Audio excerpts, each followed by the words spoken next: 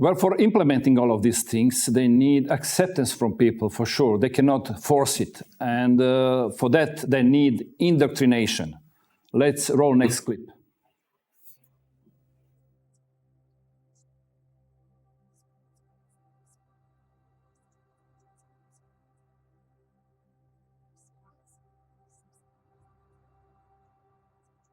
All aboard for global goals! This year, Thomas and his friends have teamed up with the United Nations. The world of young children is supposed to be one of innocence and joy, but it's been permeated by the global ideologies of the United Nations. If you go to goal number 4, it deals exclusively with education. And when you think education, recognize they're talking about indoctrination. The Sustainable Development Goals. Under the surface of it all is this effort to bring all the children of the world into this one world globalist system. And what's so remarkable about this to me is that it's not even hidden anymore. Take part in the global movement to save our world from being destroyed. How will you fight climate change? Try meat-free meals. Reduce your electricity use. Give your clothes a second chance. And you can never ignore Greta. The eyes of all future generations are upon you. And if you choose to fail us, I say we will never forgive you.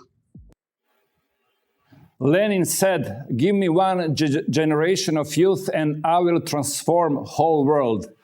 And it seems that they are following this. They took children and they are trying to indoctrinate them for these 17 sustainable goals. Mark, what do you say? It's very obvious that the education system in the UK has been controlled for a long time. I'll give you an example. If the children are taught about man-made climate change and they're scared to death that the world's going to end and they have to go along with it, and then when they come to take their exams, that's what they have to say. You know, the children will not pass their exams with any decent grade if they don't go along with the narrative, and that is just mind control. It's the same with diversity on all kinds of issues. The policies that we've seen coming down from world level are embedded in our education, and they're also very keen.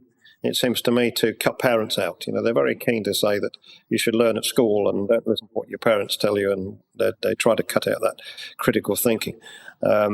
It's a concern. And the next step actually is quite interesting as well, in that the UK government are proposing to lower the age of voting down to 16. So once you're 16, instead of 18, you can vote in the next election. And yet at the same time, under the new Online Safety Act, you have to be 18 before you can access information on the internet, which means, in theory, you're trapped into the school system, learning what they tell you, having to do exams on the narratives they give you, and you can vote before you can go on the internet to look for alternatives. And if that's not mind control, I don't know what is.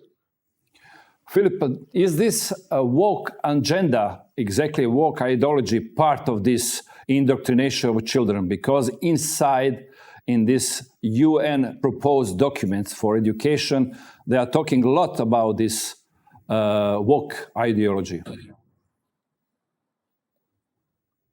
A new expression of we've seen historically as basically a form of Marxism. You know, this convincing one portion of the population that they're oppressed by another portion of the population. You know, historically that's been used to turn races against one another. I mean, we're seeing it in the LGBT community as well, where people are sort of being put up on a pedestal for identifying as something that prior to a few decades ago wasn't even a biological reality. So it's very dangerous to be teaching children this stuff, because also, you know, going back to that Lenin quote, children generally, they accept the realities of the world they're born into. And so if all they're surrounded by is propaganda in this direction, it's very, very hard. And I'd say the powers that be know that, to undo that, to sort of undo that propaganda and that brainwashing that they're subjected to.